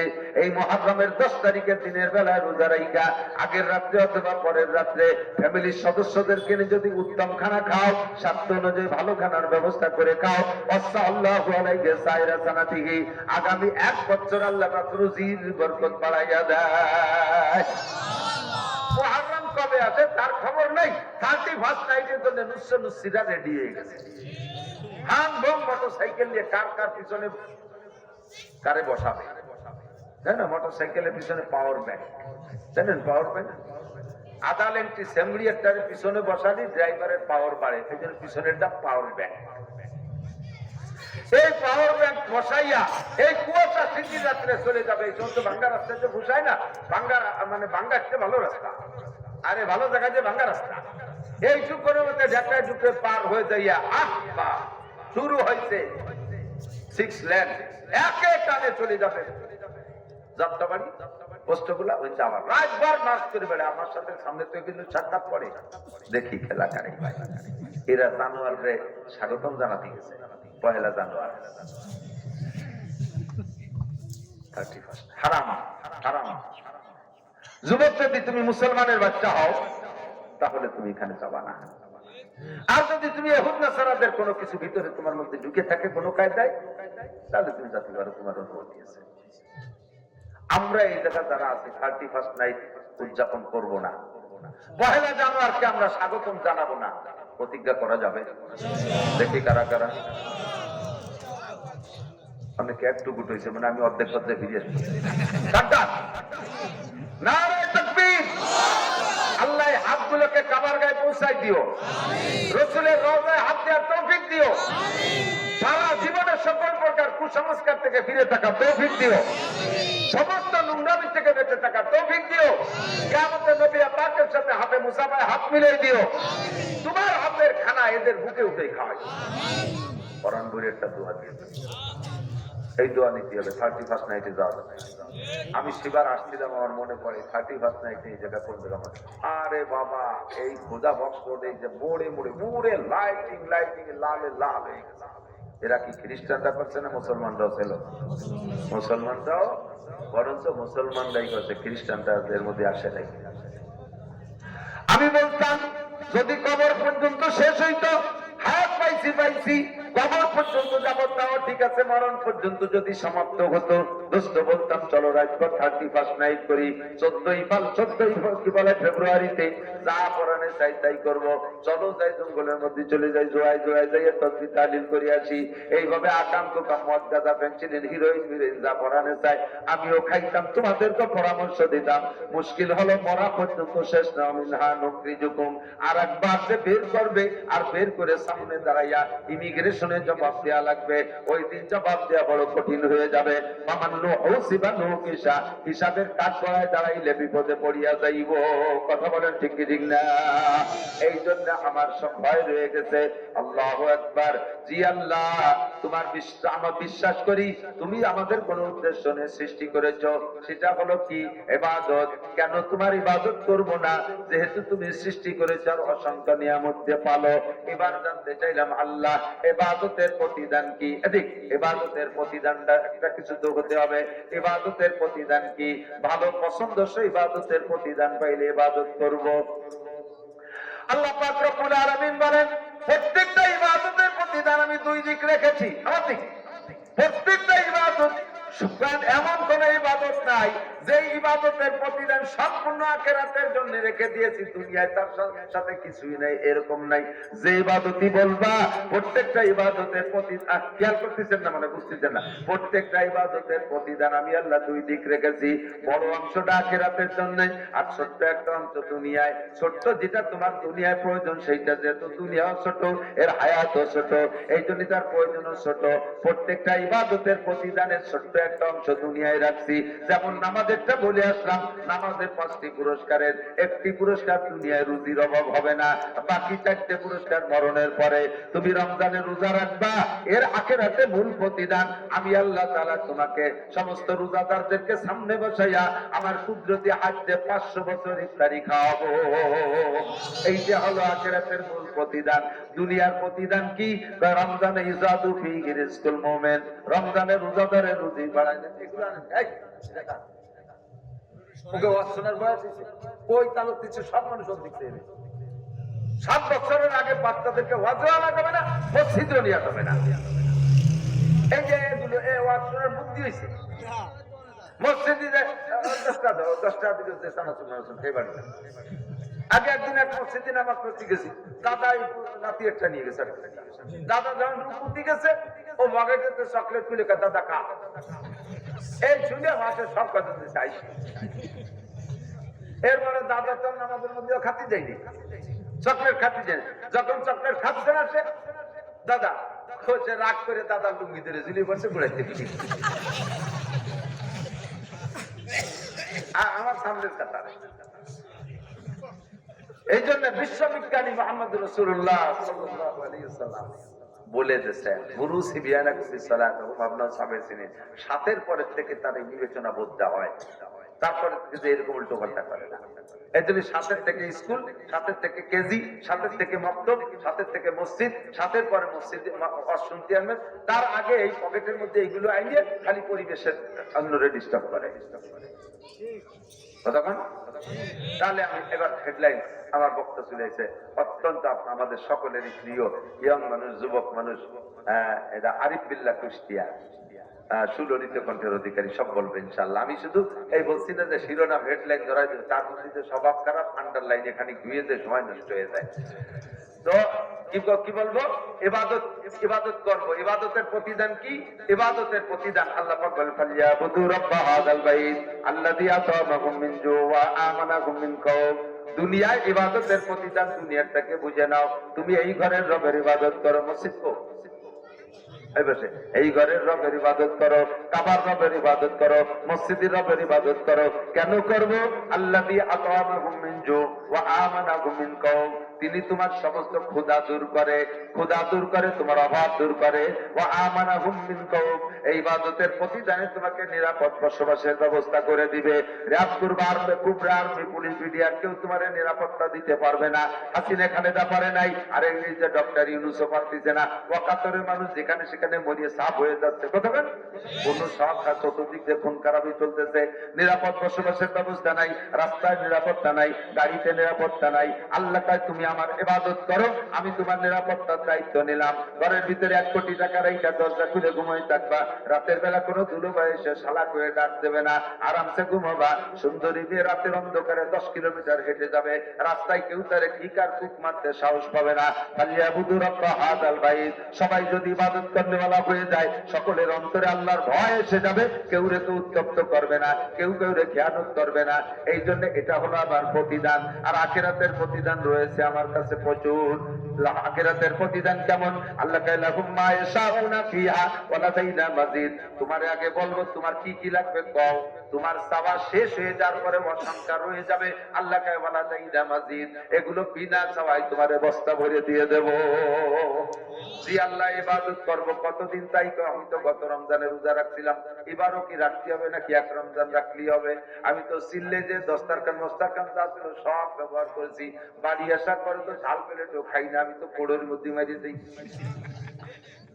ইবাদত করতে আল্লাহ কয় ওয়াবুদ রাব্বাকা হাত্তা ইয়াতিয়াকাল ইয়াকিন ৫-১০ বছর ইবাদত করে বিরতি নেওয়ার সময় নাই এক চিল্লাই ৪০ তাবলীগে যে চিল্লাতে ইবাদত করছো তারপরে বিরতি নেওয়ার সুযোগ নাই ৫ রমজান রোজা রাখছো এরপরে রোজা রাখবে না এমন কোনো সুযোগ নাই ১০ বছর পর্দা করছো আর পর্দা করা লাগবে না রিটায়ার্ড হয়ে গেছে এমন কোনো সুযোগ নাই ওয়াবুদ রাব্বাকা হাত্তা ইয়াতিয়াকাল ইয়াকিন সাবালেগ হওয়া থেকে নিয়ে সব ইবাদত একভাবে মরণ পর্যন্ত করিতে হইবে ঠিক না মরণ পর্যন্ত ইবাদত বিরতি কোনো নেওয়ার সুযোগ নাই এর থেকে রিটায়ার্ড আর পেনশন নাই ইবাদত করতেই থাকবা মরণ পর্যন্ত জি আল্লাহ বুঝছি তাহলে কয় ইবাদত কি একটু কয়ে দাও দুই কথার মধ্যে আল্লাহ কয় ইবাদত একেবারে সব সহজ ইবাদত সহজ তাই ইবাদত কি সহজ মা তাকুমুর রাসূল ফাখুযুহু ওয়া মা নাহাকুম আনহু ফান্তাহু নমি গোয়াম কে আজ দুনিয়া জুদাবাস বাহার কারে কে বাসি বা খুদাবাস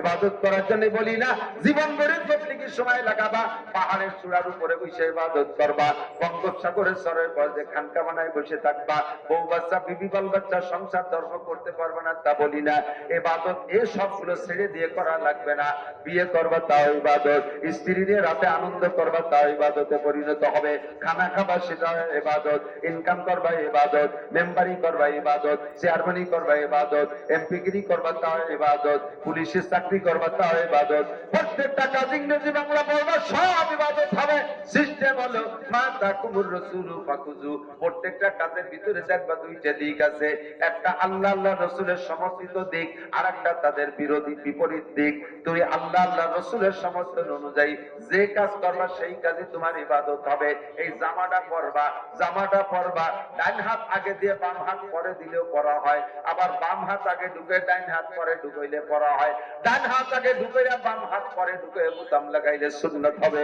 ১০০ শহীদের সওয়াব হবে পরা হবে ইবাদত হবে বাম হাত আগে ঢুকাইয়া ডান হাত পরে ঢুকাইলে বুতাম লাগাইলে পরা হবে ইবাদত হবে না প্যান্ট পাজামার ভিতরে ডান পা আগে ঢুকাইয়া বাম পা পরে ঢুকাইয়া পিঠে বেল্ট লাগাই দিলে পরাও হবে ইবাদত হবে বাম পা আগে ঢুকাইয়া ডান পা পরে ঢুকাইলে পরা হবে ইবাদত হবে না আরে খাদ্য খোরাক খাইতে গেলে ডান হাতে খাইলেও খাওয়া হয় বাম হাতে মুখে দিলেও খাওয়া হয় ডান হাতে খাইলে সুন্নাত হয় ১০০ শহীদের সওয়াব ইবাদত হয় আর বাম হাতে খাইলে শয়তানের খাওয়া হয় খাওয়া হবে কিন্তু ইবাদত হবে না ধরাই দিছি না লাইন এবার আপনি খুঁজে দেখেন তলাবুল ইলমে ফরিদাতুন আলা কুল্লি মুসলিম এখন আপনার গোটা জিন্দেগিকে ইসলাম আর ইবাদতের আল্লাহর হুকুমের মধ্যে আনতে হলে আপনাকে একটু কিছু লেখাপড়া করতে হবে কিছু জানতে হবে জানিয়ে শুনে তারপরে আপনি ময়দানে নামেন ইনশাআল্লাহ সহিহ ইবাদত সঠিকভাবে ইবাদত কইরা জিন্দেগিটারে এভাবে কাটাবেন কোনো কিছু ছেড়ে পেড়ে দিয়ে একবারে 12 মাস কাল তাবলীগী থাকতে আল্লাহ কয় নাই আল্লাহ কয় বরং আল্লাহ কয় ফাইদা কুতিয়াতিস সালাতু ফান্তাশিরু ফিল আরদি ওয়াবতাগু মিন ফাদলিল্লাহ নামাজ পড়া হয়ে গেলে মসজিদের মধ্যে বসে খেজুরে বিরিতির গল্প করিও না বাইরে বাইরে যা দোকানদার দোকানে যা চাকরিওয়ালা চাকরিতে যা এই কৃষক মাঠে চলে যা ওয়াবতাগু মিন ফাদলিল্লাহ যাই হালাল রুজি উপার্জনের মধ্যে নেমে পড় নবী পাক বলেন কাসবুল হালালে ফরিদাতুন বাদাল ফরিজা আল্লাহর ফরজ বিধান পালন করার পরে 2 নম্বর ফরজ হলো হালাল রুজি উপার্জন করা তোমারে ঘরের মধ্যে বসে বসে তসবিহ তাহলিল জিকির ফিকিরে বসে থাকতে বলি নাই তাড়াতাড়ি যাও কামাই রোজগার করে নিয়ে আসো বোঝা যায় সব বিষয়ে আল্লাহর হুকুম আছে সব বিষয়ে নবী পাকের তরিকা আছে কথা বলেন তাহলে আল্লাহর হুকুম আর নবীর তরিকায় যাহা কিছু করিব তাহাই ইবাদত আর এইভাবে জিন্দেগিটা গড়ে উঠাইলে আল্লাহ যে আমাদের যে উদ্দেশ্যে সৃষ্টি করেছে উদ্দেশ্যটা পূর্ণ হবে আর উদ্দেশ্য পূর্ণ হলে আল্লাহর পক্ষ থেকে প্রতিদান শুরু হয়ে যাবে ভাষাগত ত্রুটি বিচ্যুতি মার্জনীয় যা বলেছি শুনেছি আল্লাহ আমল করা তৌফিক দান করুন বলেন আমিন একজনও উঠবে না রাত বেশি হয় নাই আমাদের প্রাণপ্রিয় বক্তা যুবক মানুষ আমার ছাত্র মাওলানা আরিফ বিল্লাহ কুষ্টিয়া সুললিত কণ্ঠের অধিকারী অনেক সঙ্গীত আপনাদেরকে শোনাবেন ইনশাআল্লাহ সবকিছু মিলে বয়ান শুনবেন সুবহানাল্লাহি ওয়া বিহামদিহি সুবহানাল্লাহ